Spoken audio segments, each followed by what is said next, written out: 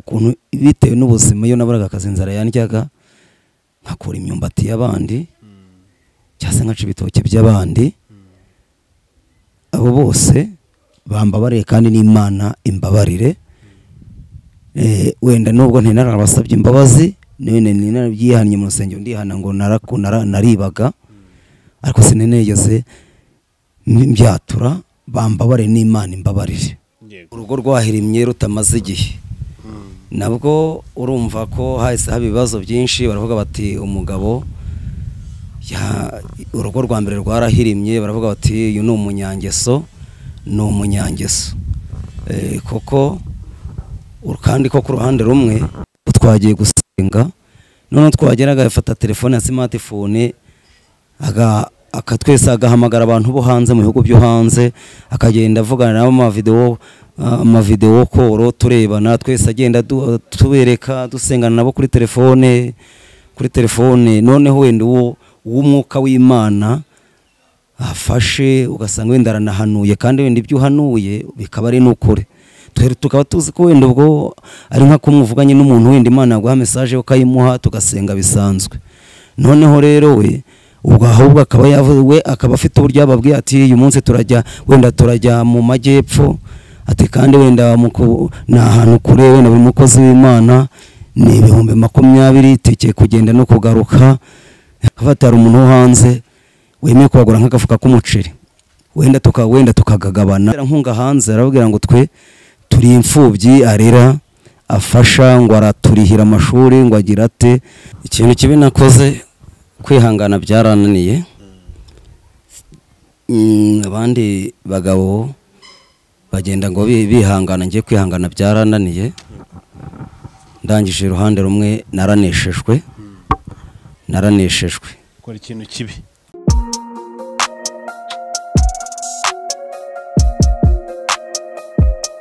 Impanuro TV ishakiro ry'amakuru yizewe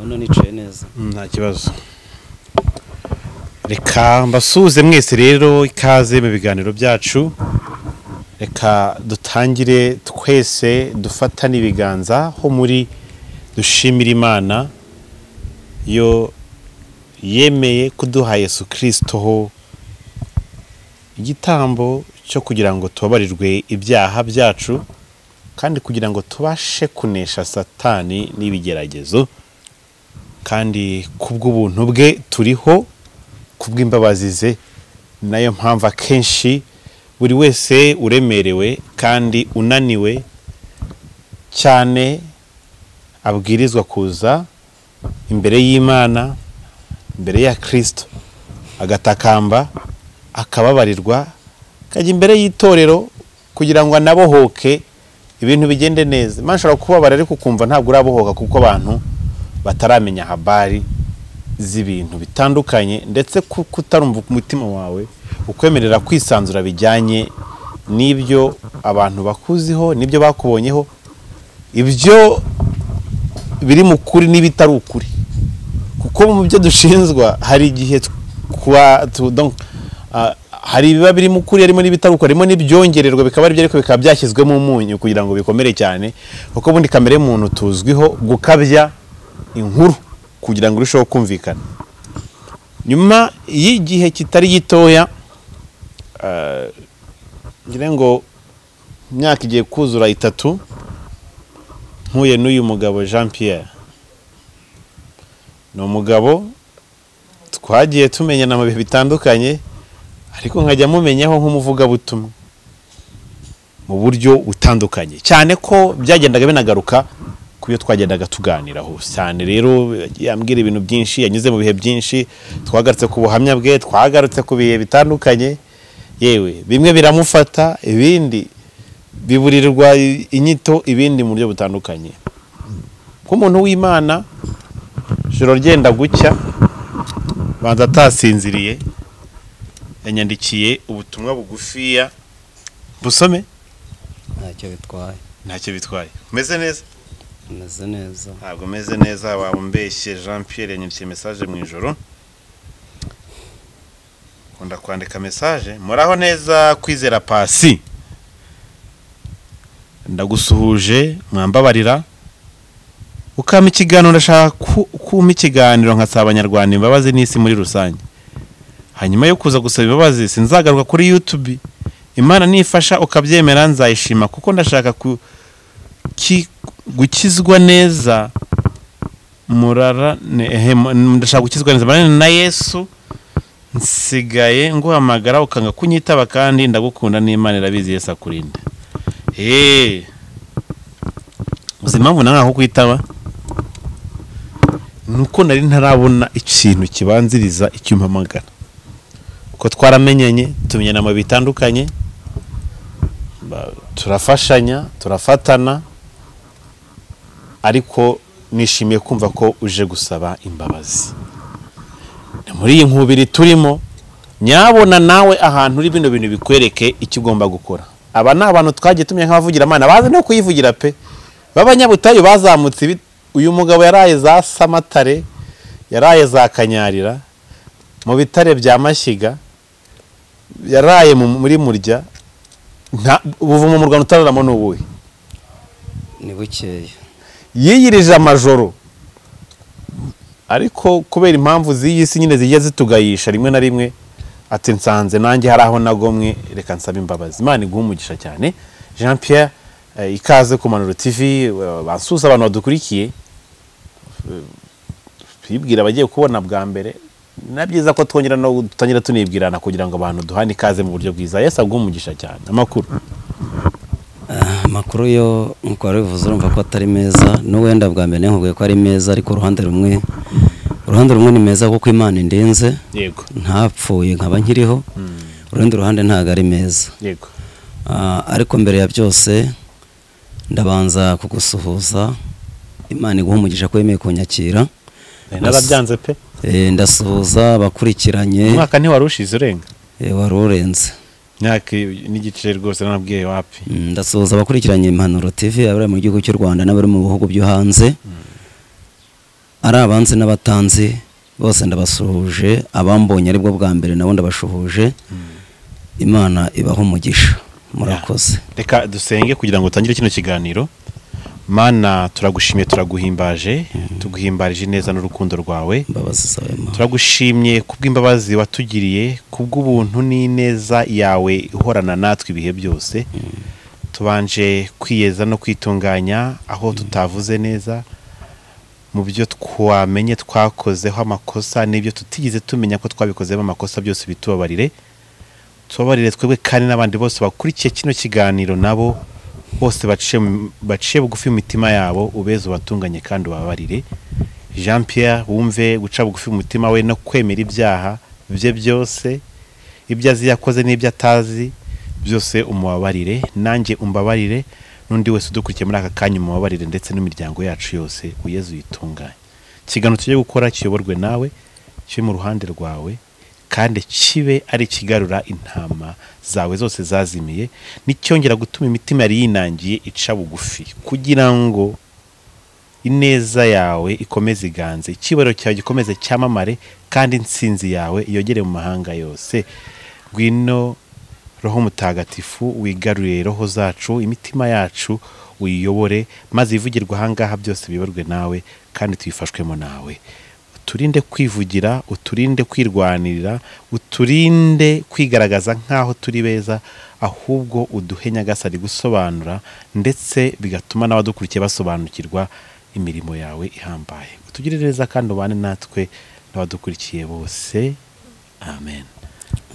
Jean Pierre, turirimba reka karirimbo bakunda kuririmba kahe warakibagiwe.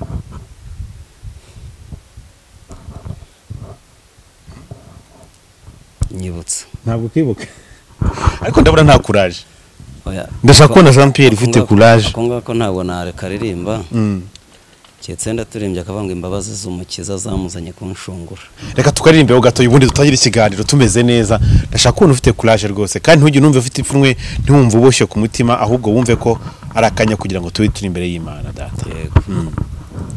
Imbabazi z'umukiza zamuzanye kunshungura, natabitswe n'ibyaha byanjye ankura mwarankiza nari mu isayo y'ibyaha aramfata aransayura nari mu mwijima ukomeye none aramurikira.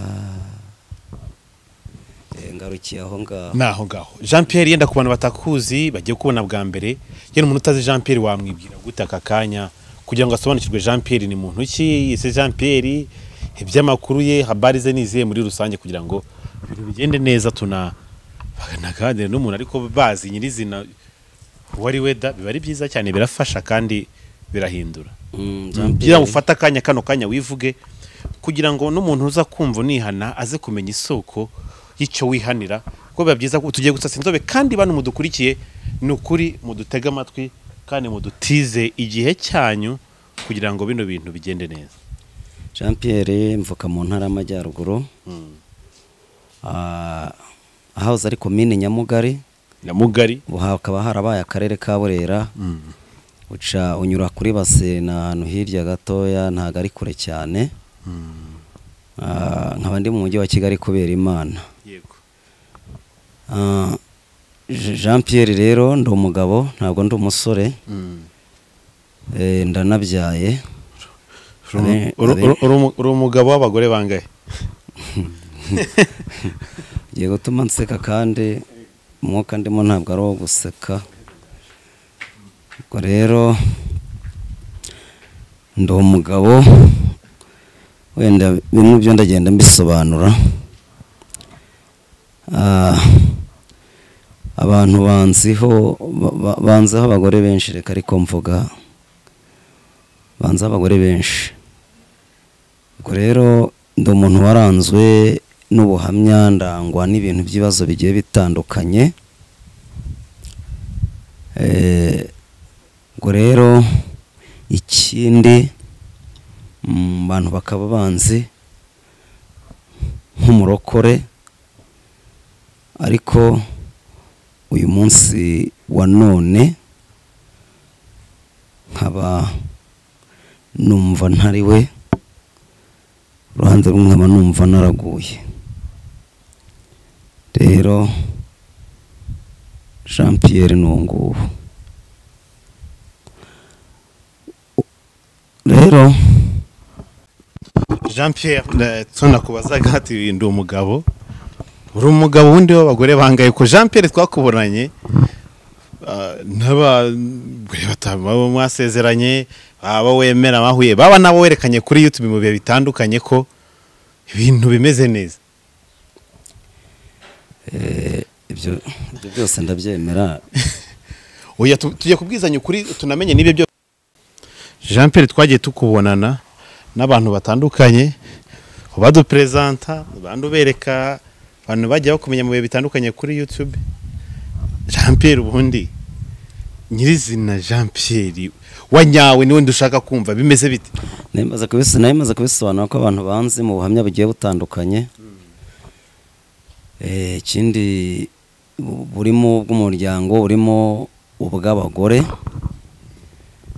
Ndumva sayo mateka sahantu abantu banzimo. Yego.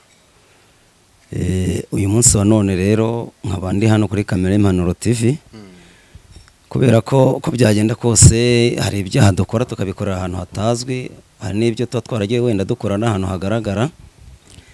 Nje hano ku Mpanuro TV ntaje kwihana ibyo abantu bazi, nje kwihana ibyo bazi n'ibyo batazi. Kuko hari ibyo abantu batazi ariko Imana yo ibizi. Hari ibyo bagushinzwe wakoze n'ibyo utakoze, cyangwa byemera ntabwo ibyo umuntu ashinzwe byose aba yarabikoze. Tubwire rero. Mbabwire ibyo nakoze. Byose nyine tugiye kubiheraho yenda gatoya mbere yuko tuninjiramo. Jean Pierre twari tukubona kenshi cyane, yenda n'ubanyabwe twari tubugarukaho. Ni Jean Pierre ku mugore wa mbere, ngira ngo banze duhereze ubwo buhamya bwawe ho gakeya ko twagiye tubigarukaho kenshi. Jean Pierre kuva wakubaka urugo rwe rwa mbere, byo mu bwana byo nibirebere cyane ntabwo twabigarukaho cyane ngo tubivemo, ahubwo ndashaka kumva nyirizina Jean Pierre utangira kubaka kugendaho ugezaho ushobora kuvuga uti uyu munsi ngewe abagore maze kugwiza bangahe bitwa bawe ariko niwo byaba byaragenze kure ko babitwa bawe umugore wa mbere twashakanye ngira ngo abantu bamwe baranamuzi kuko banamubonye ku Mpanuro TV twashakanye mu majyepfo nkuko nagiye mbisobanura nyuma yaho tuvayo tubikabuga ubwo muri make ndi kurasa ku ntego tubyarana abana 3 nkuko nabivuze barapfa hasigara umwana umwe w'umuhungu ubwo umuhungu rero na n'ubu ngubu turacyari kumwe amaze kuzuza imyaka 11 umwana we mukuru wasigaye mu bana bapfuye nagiye mbisobanura mvuga ibyo twapfuye mvuga uburyo ki yatangiye kujya nshi nyuma tubyaranye rimwe ibyo nagiye mbisobanura uriya waje kugusaba imbabazi cyagiye ubwo tumarane mu myaka 7 nyuma yaho aza gutwarwa n'umugabo wari inshuti yanjye yego umuhanuzi amuhanuriye ko ntari umugabo we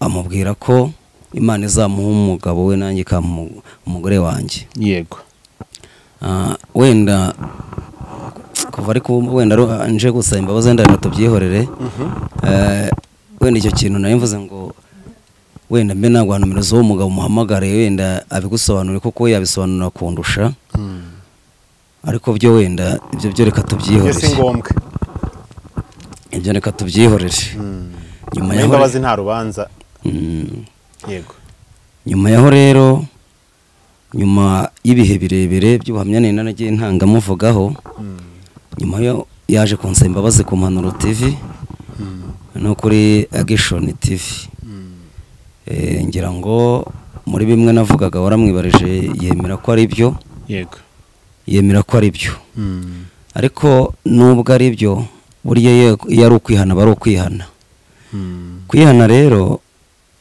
ntabwo byanje muri joro gusa ahubwo iri joro nibwo byanyatsemo nagiye njya ahantu hirya no hino nk'abantu bantumiye ngo njye kuvuga ubutumwa bwiza naba nkigero nk'abantu bahita bambona ku isura bagahita bavuga ati umuntu turamuzi bagahita bantakariza icyizere ibyo rero sinabyitaho ariko mu ijoro ry'ejo habanje nibwo narose inzozi mbona umuntu ari kumbwira ngo ninsome amagambo ari muri Yakobo ibice 3 guhera ku murongo wa 13 avuga ngo ubwenge buva mu ijoro bwaribwo haravuga ngo se ninde muri mwe w'umuhanga cyangwa umunyabwenge havuga gute haravuga ngo titre yaho iravuga ngo ubwenge buva mu ijoro bwaribwo haravuga ngo se ninde muri mwe w'umuhanga cyangwa umunyabwenge nabigaragarisha ingeso nziza afite ubugwaneza n'umutima utunganye rwose ariko nimba muhorana amakimbirane akaza mu mutima yanyu ibyo ntimukabyiratane ngo mubeshyure ukuri bene ubwo bwenge si bwo mumanuka avuye mu ijuru ku Mana ahubwo n'ubw'isi n'ubw'inyamaswa abantu ikindi n'ubw'abadayimoni haravuga ngo ubwenge buva mu ijuru bwaribwo irya mbere n'ubw'ineza n'ubw'amahoro bwuzuye imbabazi butarobanura kandi butagira uburyarya ayo magambo rero ejo niriwe nyatekerezaho numva ngize ubwoba nigwa nyatekerezaho nanjye ndareba kuko nsanga uruhande rumwe nta bwenge mfite handi nsanga nyine nanjye hari ukuntu umuntu yihaga nsanga nanjye narayobye hari ukuntu umuntu ayoba akibwira ko ari mu nzira ni ukuri ntabwo ibindi kuvuga ntabwo ariko akundi ya mvugo numva iyi minsi ngo abantu baje gutwika ntabwo ngewe naje gutwika nashatse kugira ngo kubera ko ahangaha nagiye mpavugira ibintu byinshi kugira naho wenda mbihavugire byibura wenda n'umuntu wari umfite ikibazo wenda tube Imana yadufasha tubohokane ibintu birangire ndumva kugira ngo nsabe Imana imbabazi n'abantu bose bangize ikibazo nabo nahemukiye bose mbasaba imbabazi bambabarire uruhande rumwe rero nubwo ibintu nagiye mbivuga umugore wa mbere wenda akaza kanavuga ati koko nibyo yego ariko uruhande rumwe nanjye mu gihe maze narisuzumye ndigaya narebye nsanga kuba naragiye mbizana muri social media atari wo muti ubwo rero nawe nagiye muvuga ubuzima bwe nkabushyira hanze mbere ya byose ndasaba Imana imbabazi kandi nawe musaba imbabazi kuko nabitewe nanjye ubwo urumva kamere yaramfashe kwihangana birananira, ndavuga ngira amagambo menshi bitari bikwiye. Icyo kintu nk'abantu bo benshi bajyaga bambwira bati kuki ibintu byawe ukunda kubijyana muri social media, nanjye icyo ngicyo ndakigaye, aho ngaho narahemutse, bambabarire n'Imana imbabarire, nta muntu nzongera gufata ubuzima bwe ngo mbuzane muri social media. Ubwo kw'icyo ngicyo nkivuyeho, bambabarire n'Imana imbabarire, kandi n'umugore nubwo tutakiri kumwe ariko musabye imbabazi kuko nabishize hanze, mu yandi magambo narwanishije imbaraga z'umubiri. Ambabarire rero n'Imana imbabarire. Ikindi cya kabiri ndumva icyo tukivuyeho.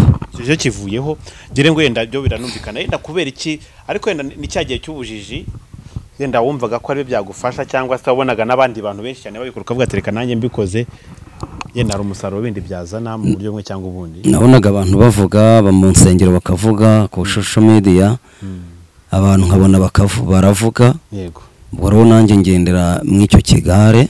Abantu babivuga se bishatse kuvuga ngo wowe kuki wumva warakoze ibibi kandi yenda babikora baribona ko babiruhukiramo cyangwa se bakabibonamo izindi opportunity zo kubona abandi bantu bakundana nabo, bimeze bite? W'ikintu wumva yishinja we wakoze nk'ikosa mu ubwo buryo niki?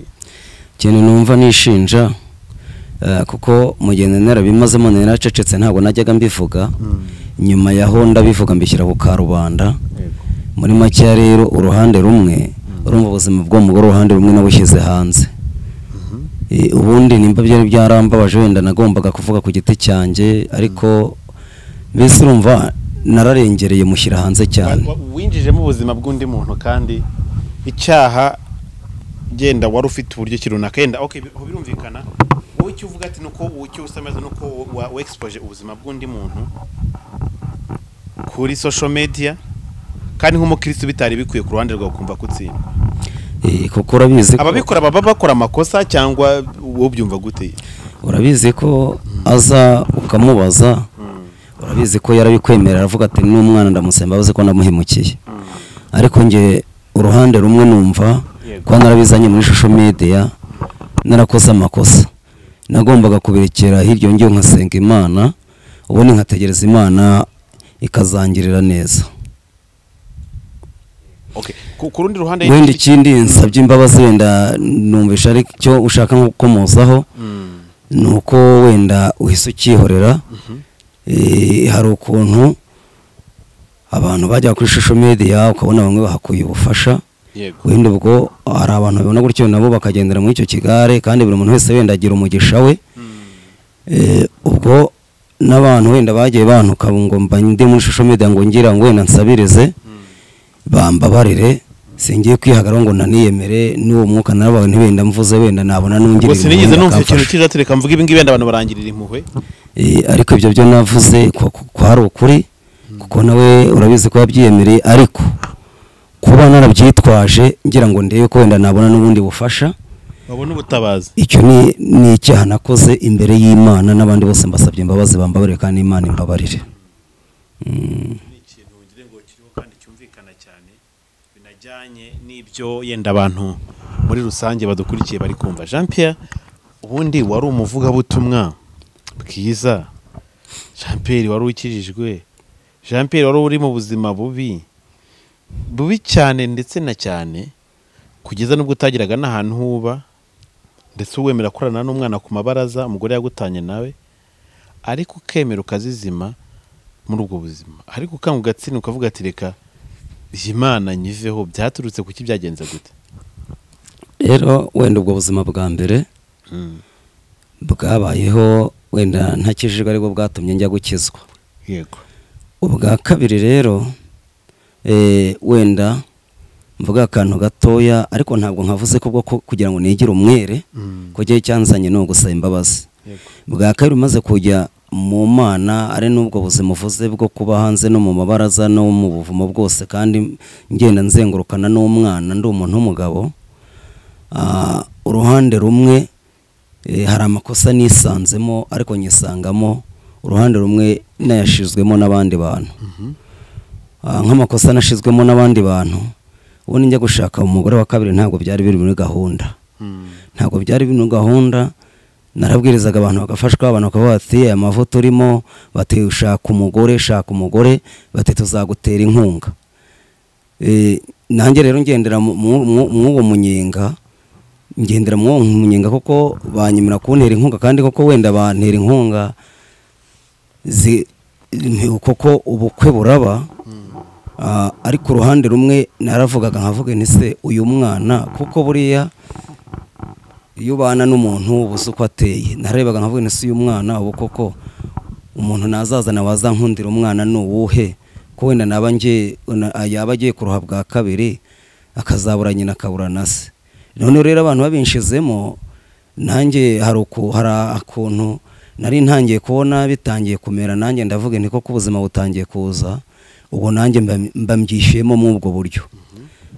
Ubwo wenda sinzi, ntabwo nakongera wenda gusobanura ngo uriya mugore ngo twahuye gutya na gutya, se ni ngombwa kubigarukamo? Oya, si ngombwa cyane Rusi. Ntago wenda ndumva atari ngombwa kubigarukamo. Muri makeya rero nk'uko byagenze, urugo rwahirimye rutamaze igihe, nabwo urumva ko hahise haba ibibazo byinshi. Baravuga bati umugabo urugo rwa mbere rwarahirimye, baravuga bati uyu ni umunyangeso, koko kandi ko ku ruhande rumwe wareba ugasanga nimba umuntu asenya urwa mbere, asenya urwa kabiri, koko ntawe utavuga ko ari umunyangeso. Ariko mbere ya byose ku iki kintu ntagombye kukizimbamo, nta bintu byinshi nje kukivugaho. Ngewe nje gusaba imbabazi. Birashoboka ko wenda umuntu yawukora ikosa, ariko nawe ntiwabura amakosa ukora. Hari amakosa abantu bagiye banshinja, nagiye nkorera Rusi. Wenda mu byagaragaraga wabanje kuza uramexposa ibyihohoterwa yakoreraga umwana, kuvuga ko yamukubitaga, kuvuga ko yamufataga nabi. Mu by'ukuri Rusi araza ararahira aravuga ati ibyo bintu sibyo. Rero ubwo tuye duhara mu cyeragati, ariko bikagaragara ko akenshi iyo abantu baje bisobanura, uje ku mwanya wa kabiri yisobanura, wa wundi waje mbere akenshi ahita ahinduka umunyabinyoma. Nibyanabaye byagaragaje ko rwose uri umunyamafuti mu buryo ABCD, ku buryo na nyuma yaho nanjye nakubwiye nabwo ati bino bintu ndabona birimo tena bijyanye n'ibyo mudamu ambwiye, ndakubwira ati rwose tuhacane wazima kweli. Birumvikana, kandi ikibazo cy'umwana nacyo ntabwo nkigarukaho. Urumva kuko iyo umuntu yagusaba imbabazi wirinda kuzana utuntu n'utundi, ubwo kuzana utuntu n'utundi ubwo nitwo nyine ndaba ndi gushaka impamvu n'ingingo zindengera. Ahangaha nta ngingo nshaka zindengera, ndashaka gusaba Imana imbabazi ubundi kangarukaho. Navuze ko ndasaba imbabazi ibyo abantu bazi n'ibyo batari bazi, byose ndabisabira imbabazi. Icyo umwana cyo reka tukihorere, kuko wenda uruhande rumwe ndashima Imana ko Imana imurinze. Muri kumwe ubwo?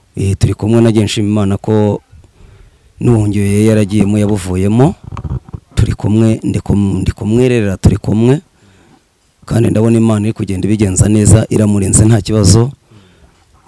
Icyo umwana rero reka tukireke kukigarukaho. Yego. Rero amakosa yose y'Urusi yandeze nyamusabiye imbabazi, kandi Imana imbabarire. Rusi yavuze byose urabyemeye? Byose mbisabiye imbabazi n'Imana ibimbabarire. Byenda mu by'ukuri ikintu cyaba cyaratera amakosa yose ni iki? Kuko hari igihe bibe n'abavuga ati n'abantu wenda bajye banabyitonderaho cyane cyane abantu bashaka wenda batabiteguye cyangwa batabyitekerejeho, wenda bitewe n'amarangamutima cyangwa se na expectations z'ibintu runaka.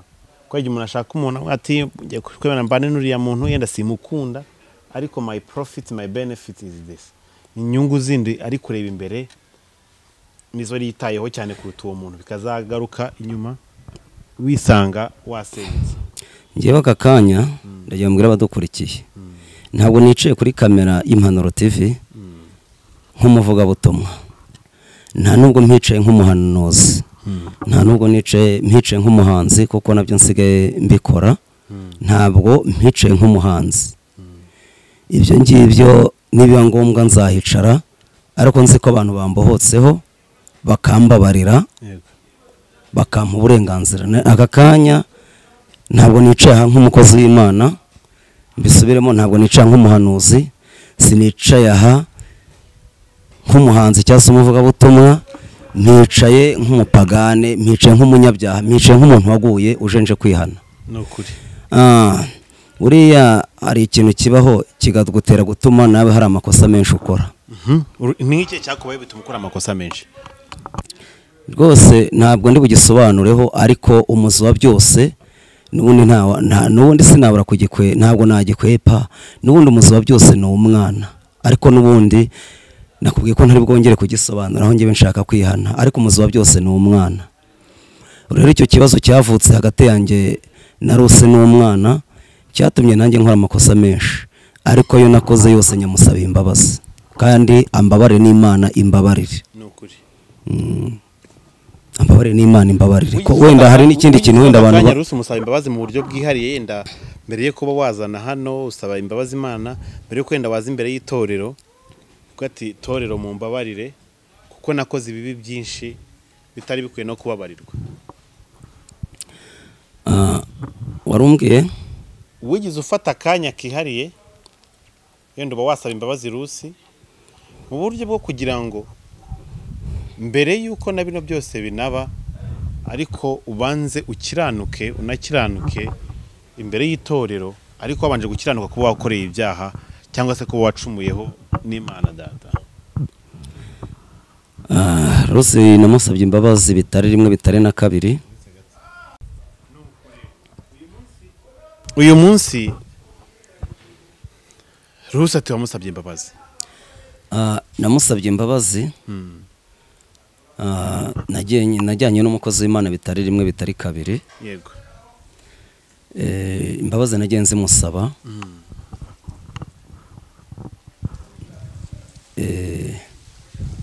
Wenda yaba yarakubabariye, yabyakiriye ate kubo bigaragara ko Rusi wari waramukomerekeje cyane, nawe nubwo uvuga ati nanjye yarankomerekeje, ibyabaga msa nkaho ndi kwihimura. Rose namusabye imbabazi ndi kumwe n'umukozi w'Imana. Wenda niba ngombwa nzamukubwira nawe sibanga nawe mu nkwayana mezo kamuhamagara yakubwira ko twajyanyeyo, ko ni umukozi w'Imana uzwi, twagiyeyo inshuro zirenze 3. Nyine ari nge nawe tukitana ba mwana, hakabura uwemera, hakabura uca bugufi, umwe wese ati yankoreye ibi n'undi wese ati yankoreye ibi ngibi, none hakabura uwemera, kubera ko Rusi urabizi wenda ko hari n'igihe wajyaga umubwira ngo uzadurize kuri kamera nyine bikanga. Yego. Wenda akabyanga nyine, wenda bitewe n'impamvu ze bwite. Hanyuma y'ibyo byose rero, hanyuma yo kuba wenda Rusi hari uburyo yavuze ati nge ndi umwere, nanjye nkagaragara twese tugashaka kugaragara nk'abere. Aka kanya rero ntaje kugaragara nk'umwere, ahubwo nje nk'umuntu uje kwihana, kandi nkasabira Rusi amakosa imbabazi namukoreye. Wenda nk'ikosa rya mbere hari ayo mwagiye mugarukaho ngira ngo. Urabizi ko wigeze gukorana n'ikiganiro, akubwira ko oya ninjye ahubwo wabivuze ko basaze bantutse. Rwose ntakubeshye, kirankise imbabazi narababeshyeye. Narababeshyeye. Ni ingingo navuze nsa nkaho ndi kwirengeza, uko wenda ibibazo bitari bihari, ariko nagize umujinya wenda bitewe n'uburyo nabo nabonaga batambaniye neza, hari uburyo batambaniye neza. Ubonaga batakwishimiye?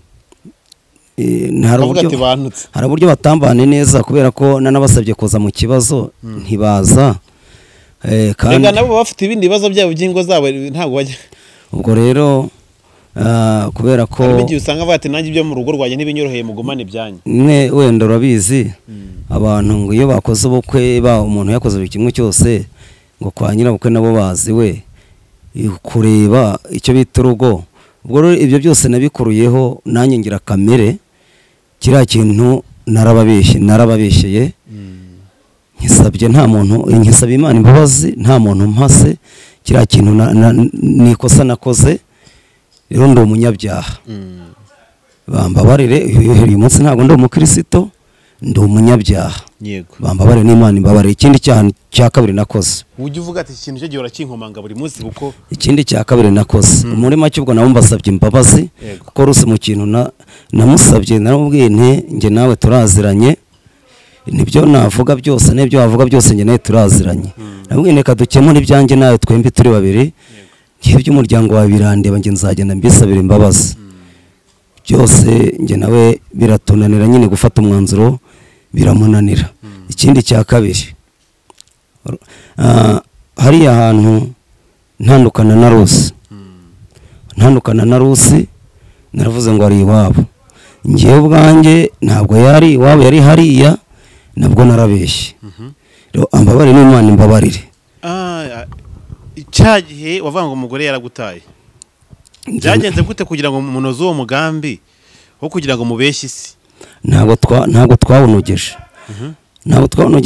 nabwo uratuma nsubira inyuma kandi nshaka gusembabaza, ariko wenda reka magaruke. Rusi ayo makosa usanga nagizemo uruhare. Rusi nubwo abihakana twapfuye umwana nk'ibisanzwe, icyo gihe ahita agaragaza ko nanjye atanshaka, wabyumvise, agaragaza ko nanjye atanshaka.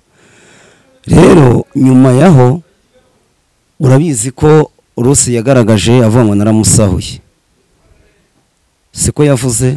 Kiriya kintu cyo ntabwo nigeze musahura nk'uko yabivuze, ahubwo Rusi njye nawe twaragabanye, mwaragabanye ibintu tubyumvikanyeho kugabana, ndetse n'abantu bamuburaniye bakanshinja nabo barabizi ko twagabanye. Wenda ibyo ariyo mpamvu nkubwiye ko hari ibyo tudahurizaho turi babiri. Guhuza byarananiranye birangize mucamo ibintu kabiri vuga ati jyana ibi nanjye njyana ibi. Guhuza byarananiranye turagabana, twagabanye aricyo gihe yaramaze guca rwa rupapuro nyine ariko yagiye angerekaho amadosiye menshi. Nyine njyewe nje gusaba imbabazi, ariko hari ibintu hari icyatumye nyine ayo makosa nyisangamo ntabishakaga, ariko nanjye ntabwo kwari ko gukemura ikibazo. Nanjye uruhande rumwe narahubutse, ubwo ngubwo rero Rusi akimara guca urwo rupapuro twari turi mu nzu, yabanje gushaka guca amafoto yo ku murenge twifotoje ndayamwaka. Noneho aho bukiye testation de mariage yaciye, narahisemo nkukira ndayimfatisha ukuboko, nafatisha ukundi arashikuza gutya, ibicitsemo kabiri, asigana agapapuro kandi kamwe, nanjye nsigarana kandi. Ndamubaza nti urifuza iki? Kubera ko yajyaga gusenga akaza avuga ngo Imana yamumbwiyeho. Ubwo rero nanjye namubwiye nti urifuza iki? Ahita ambwira ati ndifuza ko dutandukana izina ry'Imana, ndi imbere y'Imana, ibyo nakoze byose ndabyemera, naje no kwirisabira imbabazi, ariko ibintu uko mbivuze ni ukuri, ntabwo ari ibintu nje ngo gutwika ngo kubeshya. Nkimara kumubaza nti urifuza iki, ahita ambwira ati ndifuza ko dutandukana. Ndamubwiye nti okay. Mumaranye amezi abiri yendaga kuzura 3. Noneho rero ariko mwatatu wibuke ko narigeze kwahukanamo n'ubundi, narigeze kwahukana nabyo nagiye mbisobanura, aranyiginga ndagaruka, aribwo nagiye kumucisha mu irembo. Ibyo nabyo nagiye mbisobanura, aribwo nagurisha ya telefone nini nayo mfite yamucisha mu irembo, narabisobanuye. None icyo gihe Rusi ibyo nafashe n'ibyo yampaye we yarangeneye, ntabwo twigeze dutera imigwi ko yavuga ati kisinshaka kukiguha, narakirekaga. Ibyo yampaye nibyo natwaye. Noneho nyuma yaho rero nibwo bavuze ngo naramusahuye, mukorana inkuru nabonye ufashe kamera mu nzu hose, ibintu byari birimo ntumbaze iyo babihishe, wenda iyo nayo nenda ni yindi dosiye banshakiraga. Ariko ikosa cyo kora cy'ikintu musabira imbabazi wenda niha yatampaye, ni igihe kimwe nabyo narabivuze, yajyanye kape wabo avuze ngo sinemeye kugikoraho, ibyo narabivuze nabigarutseho uburyo hari ibintu yambuzaga. Nibwo ikintu navuga namwibye nkakiha musaba imbabazi, ni umukeka niwo nihaye, ibindi byose najyanye yari yabimpaye. Rero nsabye Imana imbabazi, nimusabiye imbabazi nimba nabikurikirana nukuri nkuko nge nawe turi bawe nagiye mubwiye nti amakosa yose nagukoreye ndayemera, ariko basi wenda imbere yawe ngaragara ko ndi mubi, ariko wenda nawe uzarebe wenda urebe nimba nta gakosa na kamwe wenda waba warankoreye, ariko nge amakosa yose namukoreye nyamusaba imbabazi kandi nyasabiye n'Imana imbabazi ambabarire. ibyo kuba waraterarwaga yenda ibyo ntabwo twaba tugiye kwisobanura kandi twaje kwihana yenda nkuko wasabye Imana imbabazi muri rusange. Wowe ku ruhande rwawe ibyo wakoze hari ibindi byinshi cyane yasobanuye. Wowe yenda ikindi kintu yenda yakomosheho nawe wakoze uyu munsi ukavuga ati kino kintu hari igihe umuntu waguprovoka nawe ukadukora ikintu kibi kirenze icyo yari yakoze ariko ukagikora yenda ugaterwa intege n'icyo kintu. Ni cyo kintu cyaba cyarabaye gukora ikintu kibi cyane bigatuma nawe uyu munsi uvuga ati ibi bintu Mana ndabikoretse kandi umbabarire? Ikintu kibi nakoze kwihangana byarananiye. Abandi bagabo bagenda ngo bihangana, ngiye kwihangana byarananiye. Ndangije iruhande rumwe naraneshejwe gukora ikintu kibi, ariko ntabwo nubatse nshaka gusenya, nashakaga kubaka, nanjye nabyisanzemo ntabishakaga. Rero uruhande rumwe urumva nimba harabayeho nk'amakosa yenda nabonye kuri Rusi agatuma nanjye nza nkakora noneho ibindi bikosa byinshi, ntabwo ariko nagombaga gukemura ikibazo, nagombaga kwihangana nkasenga. Ikindi ntabwo nabikemeye nk'umuntu wasengaga, nabikemeye nk'umuntu utarigeze umenya n'Imana, nabikemeye nk'umuntu utarigeze umenya Imana. Rero Imana imbabarire kandi n'Abanyarwanda bambabarire, n'abatuye isi yose mu bindi bihugu bigiye bitandukanye bambabarire, n'Imana imbabarire. Gusa njyewe wenda ikibazo kimwe numvaga ko ndi kurwana ishyaka ry'umwana, numvaga ko ariko ndi kubikemura mvuga ngo ndwana ishyaka ry'umwana, ariko nyine hari igihe utuntu tuza ari dutoya tukabyara ikintu gikomeye. Rero Imana imbabarire, ari amagambo yose navuze yose atari meza, Imana imbabarire. kubera kuba provocated n'ibintu runaka ugakora ikintu nawe ukavuga ati kino kintu nkoze nsanze nanjye narakoze ikintu kibi n'ikihe. None se reka nkubaze, ibyo nakoze bibi byo byaba byinshi, ariko nka kimwe gikomeye mbona ko gikomeye. Urumva nimba wewe naraje kuri YouTube, ntabwo nagendeye ku byo ndi gupfa na Rusi gusa. Urumva nashizemo n'ibyanjye kwa narabeshye ngo yagiye iwabo kandi we twagabanye nkagenda ku neza yasigaye aho twabaga, ariko biba bitewe n'ibintu narebaga nkavuga nti ubu ndavuga ngo ninjye wahukanye mbeshya kuriya, ariko wenda ntabwo nari nzi ko bigere hariya, ariko Imana ishaka kugira ngo wenda igaragaze ko nanjye nabeshye. Rero kubeshya isi, ukabeshya Abanyarwanda, ukabeshya n'isi, ni icyaha gikomeye, ndetse n'uwajya mu mategeko ni icyaha gihanwa n'amategeko.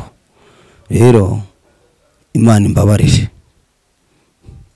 Jean Pierre, ni byiza cyane ariko ntibyarangiriyeho, ntibyabaye nk'umuntu wizeraga Imana, nuvuga ngo wongeye umusonga mu mubabare, kubera ko ntibyatinze rwose uhita ugaragaza umukunzi mushyashya unabyishimiye cyane. Jean Pierre, nta bintu byaje bite? Ese yenda turikira ngo umwana Rufi waba umukurikirana, waba umwita, waba umenya makuru, bimeze bite? Yenda twere kujya kuri byinshi nicyo tukivireho rimwe ntitongera kukigaruka. Umwana Rusi bimeze bite? Turamukurikirana, umenya makuru ye, cyangwa nawe watereye aho ngaho avuga ati mama wazamenye byose? Umwana Rusi urabizi ko nakwenda ntabwo ubizi. Ubundi akimara kubyara yaranze kumunyereka ko no kugira ngo munyereka yamunyeretse, ariko nsa nkaho wenda mushize iterabwoba. Ndamubwiye nti nubwo nutamunyereka nubwo hazaba hari undi se wamubyaye atari njyewe. Icyo gihe kugira ngo amunyereke wenda ni hari abantu wenda bamugira inama, niko nabivuga, yaraje duhurira igasanze amunyerekera mu nzira. Ikindi gihe nkajya musaba kuba naza kumusura ngo ndebe umwana, akabyanga. Muri uko kubyanga rero, nyuma yaho yageze aho yemera ko njya kumureba. Kandi urumva n'umuvugabutumwa twagiye tujyana cyangwa umukozi w'Imana agiye kumpuza nawe ngo twiyunge. Urumva ko ntabwo wagera ahantu mu rugo rw'umuntu ngo wavuye utarebye umwana. Gusa wenda icyo ntakwemerana kimwe bitewe wenda n'ubuzima umuntu aba abayemo, nta birenze wenda navuga nkora, ariko ngerageza kumubaza amakuru nkamenya n'uko umwana ameze. Ndagerageza uko nshoboye, ariko wenda nta birenze navuga nkora birenze, ariko ntabwo nterereye ngo ndeke kumenya uko ameze. aha ubugize gutya werekanye undi mugore wa kabiri wa gatatu, ibyo byaje gute, wabiteguye gute kugira ngo utinye gukora ikintu nka kiriya abantu benshi cyane bagize mu bwoko? Rero nkurikije ku bibazo nabayemo cyangwa se n'intambara nanyuzemo zatumye nkora andi makosa, nisanze mu yandi makosa ntari nzi ko nakwisangamo. Byagenze gute kugira ngo utinye gukora ikintu nka kiriya benshi cyane? N'ubundi nanjye cyo nakubwiye ati icyaha cyitwa ubusambanyi, kuko buriya iyo wataye umugore w'isezerano ukajya ku wundi mugore, byagenze gute mutarabona agatanya byanga byemera ubu ukoze ubusambanyi? Byagenze gute? Nagendeye mu kigare kibi.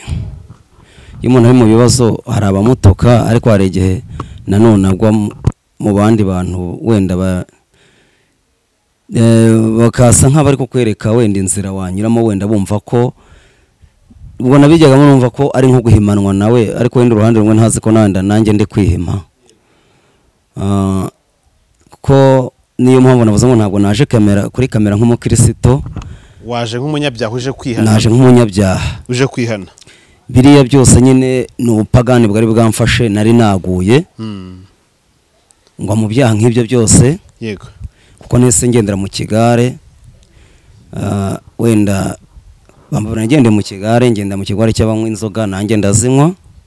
Kayoga gasomyeho? Ntabwo uzi ko nazinyweye, ariko ngenda zihannye narazinyweye.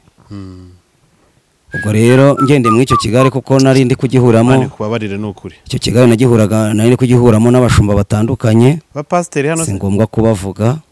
Buri muntu gihana ku giti cye. Mpuramo n'abavuga butumwa batandukanye, nkahoramo n'abahanzi bagiye batandukanye. Ubona basokozaga agatama nawe ukavuga ataka karureka nanjye numva uko kameze. Noneho nabareba ukuntu bagera ku ruhimbi bakabakira bakoma amashyi, bavuga bati ngwino tukwereka. Ubwo rero mbijyamo nk'uri kwidoroga, numva ko ndi kuruhuka mu mutwe, ahubwo ntazi ko ariko ngiye kwitera ibibazo. Rero ibyo byaha byose niyo nkabona kubwira ngo ndihana ibyo abantu bazi n'ibyo batazi. N'inzoga narayinyweye, n'ibyo byaha narabikoze. Ariko uyu munsi wa none nje kwihana. Yewe nateye intambwe yo kujya no mu rusengero kwihana. Wagiye imbere y'itorero? Narayiteye, ariko nabo bansaba ikintu kimwe cyangwa se bibiri. Bansabye kubanza kwiyunga na Rusi, byananirana nkabaha umwanzuro, cyangwa se bo bakazanakizamo. Ikindi ariko nyamukuru nabo barambwira bati ibyo byose narabyihannye.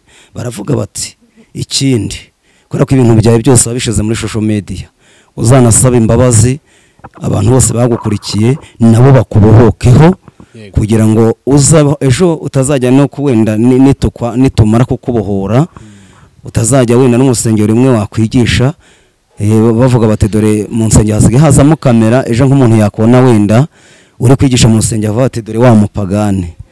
Ariko ibyo byose nubwo bagiye babimbwiraga numva umutima utarandya, bitarankomanga ku mutima, maze amajoro nkange ndara ntasinziye. Nagiye kwandikira message hane nazanditse nka saa 7 z'ijoro, saa 5 gutyo, numva meze nabi.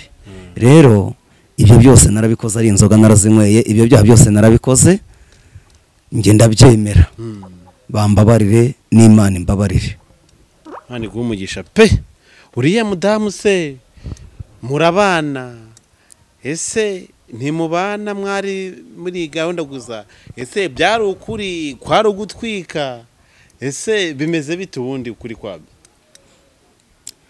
Ukuri kwa biriya rero kubera ko numvaga ko ari uguhimanwa na Rusi. Wumva ko ugiye kumimana ukatawishakira undi gupfumbata? Numvaga ngomba guhita nshaka undi mugore. Urumva? Ubwo rero ntabwo kwari ugutwika, numvaga ariyo mahitamo yanjye. Kuko wabonaga Rusi yarakwanze, kandi ngo ndakwanze ntivamo ndagukunze harya?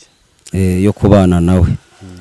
Ngo rero uriya mudamu muri kumwe nyuma yaho tumaranye igihe, wabyumvise, ariko kubera ko imiryango ye njye nawe twe twabigize ibanga, duhisha imiryango ye ko hari undi mugore w'isezerano uhari. Noneho rero imiryango aho ibimenyeye bakajya bagumya kurwana intambara yo kugira ngo bamutware, agenda abyanga. Urumva? Mu bihe byashize rero twarabyaye, tubyara umwana w'umukobwa. Imiryango rero ije kumusura iramutwara, baramutwara, ntabwo turi kumwe. Urumva iyo nayo ni kesi yindi yajemo. Urumva nyine ko mfite undi mwana w'umukobwa nyine, ariko ibyo byose abana batatu ku bagore batatu batandukanye. Uruhande rumwe wenda navuga ko ari ingaruka z'ibyaha, ariko njye ibyo ndabyemera.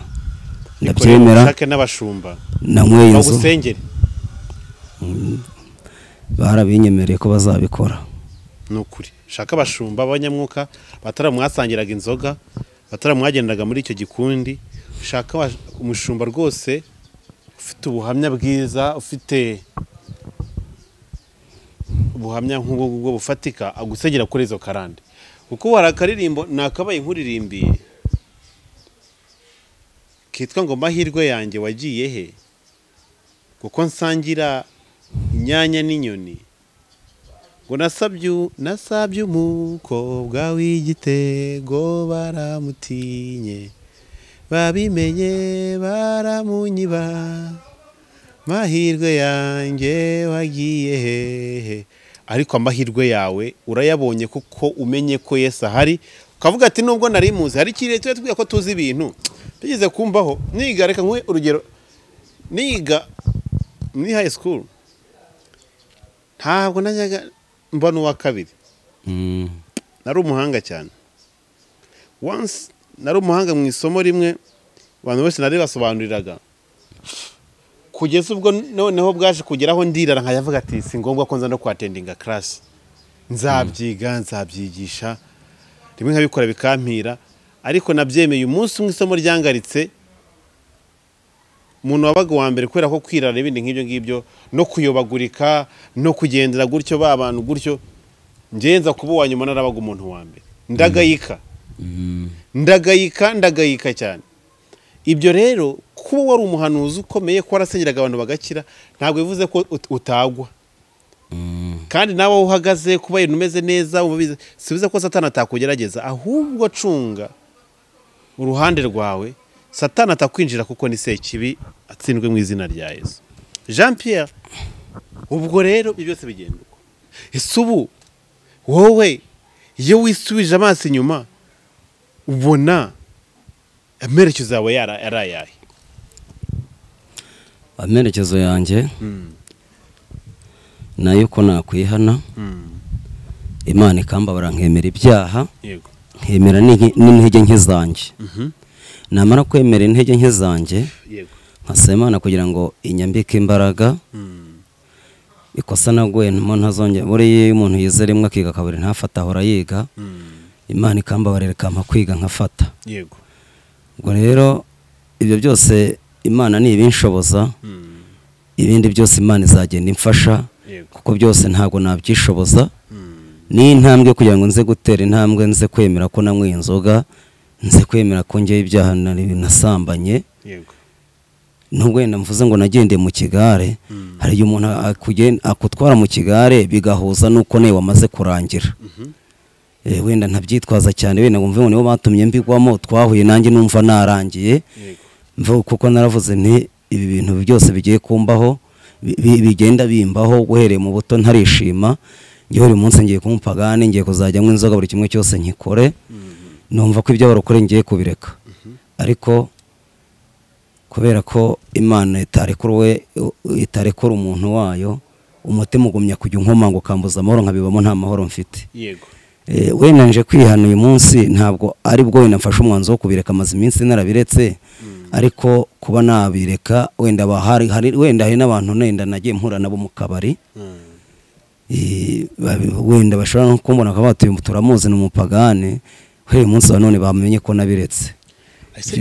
Muri uyu murimo watahata hano cyane cyane uko navuga kuri za social media ubonamo byinshi cyane bikomeye cyane byangiza uyu murimo. Experience wagize muri bino bintu ni yihe wabonye iri mu bituma uyu murimo ugenda upfapfana umunsi ku wundi?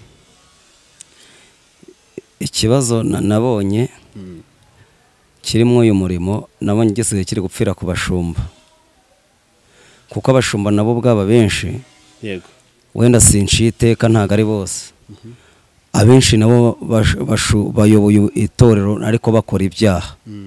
Noneho rero nko bakora ibyaha mbere nk'umuntu yakoraga ibyaha mu itorero baramutengaga. Rero iyo umuntu baje kumuregera ngo runaka wenda yasambanye cyangwa se yanyweye inzoga akabaze ko ari umuntu w'umukire utanga amaturo menshi utanga icyacumi cyinshi cyangwa se baba bagiye kubaka nk'inyubako nk'urusengero akitanga, ntabwo icyo gihe bamuhagarika ntacyo bamutwara. Ubwo rero akenshi na kenshi ubona ko ibintu bimwe bigenda bipfira aho ngaho. Noneho rero ikindi bagafata nk'abantu bakijijwe bakabima umwanya bakabima n'ijambo, ahubwo bagafata abo bita ngo barakijijwe kandi ahubwo ari bo bapagane. Kuko nzi nk'abantu benshi twajyaga tujyana mu ibyo byose nkubwiye, ariko bagira ku gatuti babaha ijambo ukabona ngo nibo ngo bari kuzamura amavuta ngo bahatwitse, ukabona ngo nibo bari kubwiriza, ukabona ngo ni abasetari. Akenshi na kenshi ni gusa wenda ntihagire umbeshya nta zina navuze, akenshi na kenshi ugasanga ari nabo bari gutwika ku YouTube ari bo birangirire. Nk'uwo rero no mu rusengero niyo bizi neza umutunze urutoki ari umuntu ufite amafaranga utanga ibintu byinshi, uvuze ngo namubonye bagutenga ari wowe. Ubwo rero mbona ibintu byinshi ari aho biri no gupfira. Murakoze cyane Jean Pierre. Ikindi kintu cyo ngira ngo dukomozeho ntabwo nza gufata umwanya munini, nashatse kumva ndetse no gusobanukirwa no kumenya ikintu numvishe kinkomanga ku mutima. Hari abantu benshi bacumujwe namwe, hari abantu bacumujwe nawe cyangwa se bacumujwe na case yawe na Ruth. Hari ababyivanzemo babeshya, hari ababyivanzemo bashyushya inkuru, hari ababyivanzemo gutyo, harimo n'abatutsi bitotombye bakabatuka gatuma bacumura kubera amafuti n'amakosa yanyu. Ku ruhande rwawe, mu ruhande rumwe yenda nibyo tuganiraho nibyo tuvuga, ube n'iki kintu wabonye ukwiye kubwira abantu kugira ngo nabo ubabohoke nabo uyu munsi basaba imbabazi? Tubonye abantu benshi barimo ba Ezekiel, tubonye abantu barimo Pastor Justin, abantu baza gusaba imbabazi ariko abantu bakabatiza imbabazi no kwiyerurutsa. Ariko ikintu nyamukuru w'uyu munsi wabwira iryo torero ni ikihe? Nk'ubu ngubu muri iyi minsi none uvuze ku bantu bacuruza abandi, nanjye uruhande rumwe ndi mu bantu abantu bagiye bamfata bakancuruza, ariko ntazi ko bari kuncuruza. Bagucuruza? Barancuruje. Gute? Barancuruza kandi abancuruje bameze neza, abenshi babayeho neza. Bagucuruje gute? Hari n'umuntu wancuruje yorera indege buri munsi. Yagucuruje gute nyine? Bancuruje mu buryo bubiri. Abantu bancuruje bamwe ni abakozi b'Imana nk'abo twavuze ni ibirangirire. Wenda abantu bihangane, ntabwo nje kuvanga amavuta ngo imbaraga z'Imana ahantu naje nk'umunyabyaha. Noneho hari nk'ukuntu nk'umuvugabutumwa bamutumiraga nk'ahantu mu giterane wenda ngo azajya kwitangisha, tuvuge nimba cyangwa bamutumiye akabemerera bakumvikana amafaranga akababwira ati muzampa 100,000 kuko ari kure. Nyagatare bamutumira nuko mu mujyi wa Kigali bamutumira ugasanga nk'umunsi umwe yemereye nk'abantu 10 hose ko azajya kuhigisha ari umwe. Noneho kandi wenda bwagiye baca amafaranga. Nuko rero yenda kugira ngo tunasoze, wowe ikintu kiri ku mutima yenda wabwira abantu, message wahereza abantu bakubonye muri izi yegeregere zose ni iki? Ariko nyine warumbaje kuki abantu bacuruza abantu ndi kugusobanura uburyo bancurujije. Yego ni nabyo ariko natubwire. Mete mahinira aho ngaho ntago mbivuga byinshi. Ubwo rero umuntu bamara ko nimba bamutumiye cyangwa mu kibukiterane Nyagatare bamutumira mu mujyi wa Kigali amajyaruguru, akemera wenda nk'abantu nk'icumi ari umuntu umwe ko azajya kuhabwiriza. Ubwo rero nk'amafaranga baba bumvikanye wenda kandi bakavuga ati hose sinzajyayo. Kabate Pierre ndabizi afite amavuta, afite ijambo ry'Imana, arabwiriza abantu bagafashwa, imitima y'abantu ikabohoka. Agahita aza akambwira ati hari ahantu ngiye kukurangira mu ivugabutumwa, kambwira ati wenda ndagutegera kugenda no kugaruka, kandi n'uva wenda ndaguha agasukari nk'ak'ibihumbi 5. Wareba nk'ubuzima urimo, ahubwo kuri wowe ukagenda wishimye utazi ko ari gucuruza. Wenda ibyo naje kubimenya nyuma. Umuntu wancuruje rero we bifatika, ariyo mpamvu nabivuze ngo uyu munsi yurira indege buri munsi. Ni umuntu wenda ntavuze wancuruje kandi anyereka ko ari kungira neza. Ntiyanancuruje, aducuruje turi benshi. Yajyaga atuye hano Kagogo, yatajyaga dufata akatuzamura umusozi twagiye gusenga, none twageraga yafata telefone ya smartphone akatwese agahamagara abantu bo hanze mu bihugu byo hanze, akagenda avugana nabo amavideo koro turebana, twese agenda tubereka dusengana nabo kuri telefone. Noneho wenda uw'umwuka w'Imana afashe ugasanga wenda aranahanuye, kandi wenda ibyo uhanuye bikaba ari n'ukuri. Tukaba tuzi ko wenda ubwo ari nka kumuvuganye n'umuntu wenda Imana yaguha message ukayimuha tugasenga bisanzwe. Noneho rero we ubwo ahubwo akaba yavuwe, akaba afite uburyo yababwiye ati uyu munsi turajya mu majyepfo, ati kandi wenda na ahantu kure, wenda buri mukozi w'Imana ni 20,000 tike kugenda no kugaruka. Ati kandi wenda urumva ntituraza gutyo gusa, abakozi b'Imana baranywa amata, ugasanga araducuruje muri ubwo buryo. Noneho igihe kigeze twe ntitutabizi, rimwe na rimwe akaduhamagara akadukusanya turi nk'abantu 10, afata hari umuntu wo hanze wemeye kubagura nk'agafuka k'umuceri, wenda tukagagabana. Wenda ibyo ni byiza, ntabwo mbipfobeje. Naho kundi we yabishatse abatera nkunga hanze, arababwira ngo twe turi imfubyi arera, afasha ngo araturihira amashuri, ngo agira ate. Ubu ngubwo bakajya abantu ntibari baga social media ntibababonaga, ntabwo ibyo byaciye kuri social media. Ni umuntu bisanzwe, mwigwe ntibari babazi ntibabonaga abantu nkamwe. Nyine uwo muntu ntabwo yigeze ajya muri social media. Ibyo none se abantu bose basengera abantu bo hanze ni ibyanyuze muri social media? Ntabwo ngo yigeze ajya muri social media, nabo yasengaga ntabwo banyuze muri social media, ko hari igihe bamuhezaga amafaranga. Ahubwo rero nyuma yaho tujya kubimenya, ahubwo mbaza uti mwabimenye gute? Tujya kubimenya ko aducuruza. Igihe kimwe yigeze kumpamagara arambwira ati tujyana hano gusenga. Nabwiye nti hari ahantu nzajya gusenga ejo, aho ngaho ndumva ntarajyayo. Araza turajya, aravuga ati tuzajyane, tujyana turi kumwe n'abandi bantu. Tugezeyo twurira ahantu, we kuhura haramunanira, tujyara ahantu karanavunika, hajya no mu bitaro hashika n'umuntu twari turi kumwe, kuko we atarashoboye gukoresha telefone. Umuntu amwe gukoresha telefone ahita asangamo ibyo bintu byose, ukuntu bagiye bandikirana n'uburyo adufasha ibintu nk'ibyo. tibona gutyo cyukora nyine yaje gukira, ni muzima nta kibazo. Ariko ibyo bintu byatumye ni nabyo byatumye akira, kuko yari inzahare, uyurira indege buri munsi. Okay, byena nta ni ibintu biraho ngaho. Wenda ku ruhande tw'iki nakwibarizagaho, tunasoreze message yenda ufite nyuma y'izo mbabazi usabye, sumi n'ibintu kuvuye ku mutima. Ese ubundi ibyo bintu kibumbatiye byose tubwire. Wenda hari abantu bameze nkanjye bihagararaho batsindwa, bakabumya bakihagararaho, kandi cyatumye habapfa ko yarashwe arasigwa mu igare, ariko rugamba ntiyemera ko yarashwe, aragumya aragwana ngo ku kirengarenga umwuka urahera. Rero ntabwo hagwa umuntu uryamye, hagwa uhagaze. Ariyo mpamvu bivuga ngo n'uwibwiraga ko ahagaze yirinda atagwa. Uyu munsi ni njye, uyu munsi nubwo ntawe mbyifurije ibya byiza, nuko abantu bakiranuka bagakizwa. Wenda nshobora kumva ko mvuze ko namwe inzoga wenda twaranayisangiye, wenda akantu kakantera amabuye, ibyo ntacyo bitwaye, ariko njye nabohotse. Mu bantu bose bari muri ibi ngibi ntawe ntunze agatoki. Ibya byiza nuko nabo batera intambwe. Ikinyoma ukiriraho rimwe ntukiriraho kabiri. ukiriraho rimwe ntukiriraho kabiri. Rero byaba byiza nuko nabo bakwihana bagatera intambwe bakihana bagasaba Imana imbabazi kandi bagasaba n'abahemu bahemukiye imbabazi. uwo muntu se kurumva yakubabaje wowe byibuse bafashe akanya uramubabarira ku ruhande rwanda utitaye ku by'abandi babakoranye izo business utamenya ubwoko? Uwo nguwo wancuruje muri ubwo buryo nawe akanya musabye imbabazi kuko nigeze kumubwira nabi. Yigeze kuntuka arambwira ngo wenda ibyo uruhande mwe yaravuze byari ukuri. Yaravuze ngo ko njya muri social media cyane ngo mba ndi gushakamo amafaranga, aravuga ngo ndo mu isikoro. Nanjye nyuma yaho nanjye ndamubwira, ari nacyo cyatumye dutandukana, ndamubwira nti nta mwisikoro kuruta. Impamvu navuze ngo nta mwisikoro muruta nuko icyo gihe ahanuka twari twagiye gusenga, ariko bahita babeshya ko ari impanuka yakoze ngo ari moto yamugonze, bamuha amafaranga y'ubuntu silence iramwishyura. Nanjye namubwira nti se kuki wariye amafaranga y'abandi, wowe nturi umujura?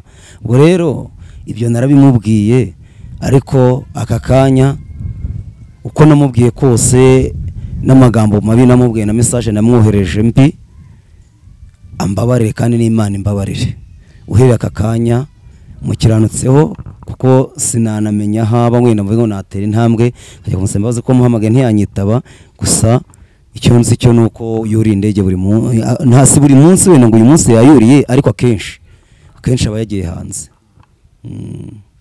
Yenda nibyo biri ku mutima, urumva nta kindi kintu gisigaye kugira ngo wenda usabe yenda usenge usabe Imana imbabazi.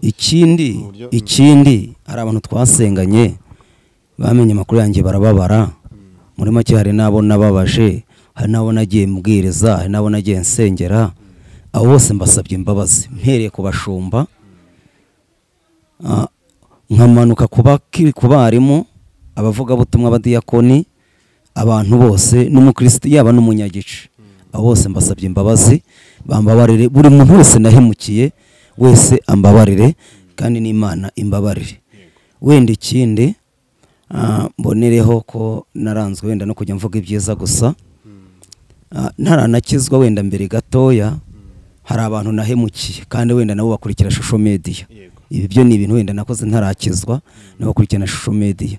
Hari ukuntu bitewe n'ubuzima iyo naburaga akazi inzara yandyaga nkakura imyumbati y'abandi cyase nkaca ibitoke by'abandi. Abo bose bambabarire kandi n'Imana imbabarire.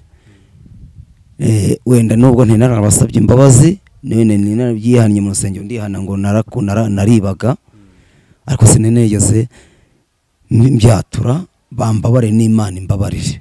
Yego Jean Pierre, reka rero nkwe kano kanya isengesho ugiye gusenga riba riribohora umutima wawe, riba rishima Imana ko yaguhaye akanya nk'ako ko kwihana, ndetse n'ibindi byose biri ku mutima kugira ngo dusoze kandi Imana iguhe umugisha cyane. Murakoze, Imana ibahe umugisha. Arashaka gupfukama aca bugufi nkasenga Imana. Mbere ya byose, mbere yuko nsenga, umuntu wese nabereye mubi nkamubera ikigusha mbabarire. Nagaragaye nk'ikigoryi imbere y'Imana, kuko Bibiliya ivuga ngo hanze hazaba imbwa n'abasambanyi n'abicanyi n'umuntu wese ukunda kubeshya yarangiza akabikora. Ibyaha byose nakoze imbere byose, byaba ibyo kubeshya, yaba iby'uburyarya, yaba ibyo nakoze byose, wenda ngira ngo ndebe ko nabaho bugacya kabiri. Ibyo byose uwo nagushije wese, yaba ari uri mu Rwanda, yaba ari no hanze, yaba ari mu itorero, mu matorero tugenda dusengeramo, yaba aho hirya no hino aho nagiye mvuga ubutumwa bwiza, yaba ari abo nagiye nsengera, bose Imana imbabarire. Ni ukuri kandi ikindi nabo nagiye njijisha nkabaryarya, ibi bintu byose nkabikoraho umurimo, nkagaragara ko ndi umukozi w'Imana kandi mu mutima naramaze gupfa. Abo bose bambabarire n'Imana imbabarire. Ibi byose byangaragayeho, sinshaka kuzongera kubikora, sinshaka kuzongera kubisubira. Bambabarire n'Imana imbabarire. Nciye bugufi mu mutima, ndetse ni ukuri mfukamishije n'amaguru kugira ngo byose bigaragarire. Ariko birashoboka ko hari igihe nabikora wenda ntihannye, ariko ngewe ndahamanya n'umutima nama wanjye ko ibi byose mbivuze mbikuye ku mutima. Umuntu wese ni ukuri ari abanyibajijeho, ari abagiye bantuka, ntabwo mbacira imanza byinshi, hari ibyo bavugaga bimwe ari ukuri, abo bose mbasabye imbabazi. Umuntu wese nagushije wese umbabarire. Reka nsenga Imana. Mwami Imana yacu, uri Imana igira neza, uri Imana ivuga bikaba, kandi uri Imana itegeka bigakomera. Aka kanya nje imbere yawe nkagena Imana Jean Pierre, ni ukuri ijambo ryawe mu butumwa bwiza bwa Yesu ko bwanditswe na Yohana igice cya mbere guhera ku murongo wa 11 haravuga ngo waje mu bye ntibakwemera, havuga ngo icyakora bakwemeye bose bakizera izina ryawe, abo nibo wahaye ubushobozi bwo kuba abana b'Imana. Ijambo ryaravuga ngo abo ntibabyawe n'ubushake bw'umugabo cyangwa umugore, ahubwo babyawe n'Imana. Mu yandi magambo iravuze ngo nkanjye ngaragaye nk'umunyabyaha, ubwo sinkiri umwana wawe, icyakora kubw'imbabazi zawe ubasha kunyibukira kubw'amaraso yamenetse ku musaraba Golgotha, ukongera ukansubiza mu bana bawe, ukankura imbaraga z'abadayimoni, ukankura imbaraga z'abazimu, ukankura karande, ibyandwanyije byose, ibyo byose ukabinkuraho, ukongera ukangarura mu bana bawe. Ni ukuri niwongera ukabana nanjye nk'uko wabanaga nanjye, ukongera ugakura muri njyewe, ukongera ukanyita umwana wawe, ukongera ukangara mu mukumbi wawe, ni ukuri nzagushima. Kandi ikindi Mana, ndakwinginze abantu bo n'ubundi hari abatanyizira, kuko wenda hari abavuga ko ari ibyo ndi kuvuga, wenda se ari agatwiko, ariko kuko ijambo ryerva ngo kwizana kumenya ibyiringirwa rwose udashirikanya ko bitazaba, ni nako kuduhamiriza ibyo tutarebesha amaso yacu ko ari iby'ukuri. Nungirira icyizere, abantu bangirira icyizere, niwongera ukangarukaho, ni ukuri ndongera mbona inshuti nyanshuti. Ura kuko abantu bamvuyeho, ariko ndagushime ko kutigeze umvaho, ariko reka ni ukuri wongere ubane nanjye, wongere ugaruke iwanjye. Ni ukuri ndakwinginze reka ikirere cyanjye kibe kizima, ibyandwanyije byose n'ibyatumye nisanga mu ngeso mbi, reka ibyo byose reka bikurwaho mu izina rya Yesu. Kuko rero Mwami Imana, hanyuma yo kwihana, hanyuma y'imbabazi, nta rundi rubanza. Nizeye ko uri Imana ibabarira, kuko ari cyicaye ku ntebe y'imbabazi. Nizeye ko wambabariye. Aka kanya rero Mwami Imana, nsengeye n'abandi bantu bameze nkanjye, nabo bateza intambwe, nabo bavemo, nabo bageraho bava, bagire n'ahandi bajya, kuko umurimbyi umwe yaravuze ngo utaramenya yava ntabwo baramenya niyajya. Hanyuma ibyo byose rero nsabiye umugisha Pasi wemeye kunyakira, nsabiye umugisha abaduteza amatwi bose. Gusenga no kwanjye, gukora no kwawe, reka iri sengesho riherekezwe n'imbaraga z'umwuka wera. Aka kanya nkuraho karande, nkure icyangiro cy'abadayimoni, reka ahantu hose abazimu bantwikiriye, reka nkure mu icyo gicu cy'umwijima, ahubwo nshire mu mucyo wawe, kuko uri umwami w'abami. Byose mbisabye n'ingize nagegera Yesu, mbisabye nizeye, amen. Imana iguhe umugisha Jean Pierre, Imana ihe umugisha abemeye kudutegera amatwi bose, Imana ihe umugisha abadukunda bose n'abatugira inama, Imana ihe umugisha abatwubaka n'abatuba hafi, kandi Imana idukiza abanzi bose baduhiga, kandi ibadutsindire mu izina rya Yesu. Reka ibirenge byacu biyoborwe n'umucyo wawe wera, kandi amagambo yose tuvuga utubabarire, ibyo tuvuga tutabizi utubabarire aho duhubuka, utubabarire tutatungane, kandi uduhere umugisha byiza byose tugukorera. Mu izina ryawe Mana turakwinginze, ukomeze ubane natwe, kandi uyobore Jean Pierre, kandi umenye kugukorera nk'uko wamuhaye umuhate, ukamuha n'ubumenyi kubw'ijambo ryawe, atari amashuri menshi cyane yize, ahubwo ari ubuntu bwawe.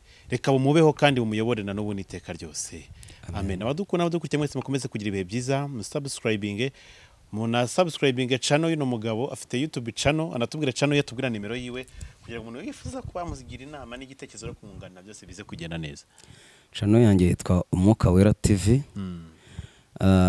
Nomero ni 0782 23 0782 23 66. Umuntu wamfasha akama subscribe yaba nteye inkunga, kuko nanjye yaba mpaye cyo gukora. Nukuri ntari ibintu nashaka kuzayikoramo. Murakoze, Imana ibampere umugisha. Imana ibahe umugisha, turabakunda cyane, Imana ibarinde heza. Amen.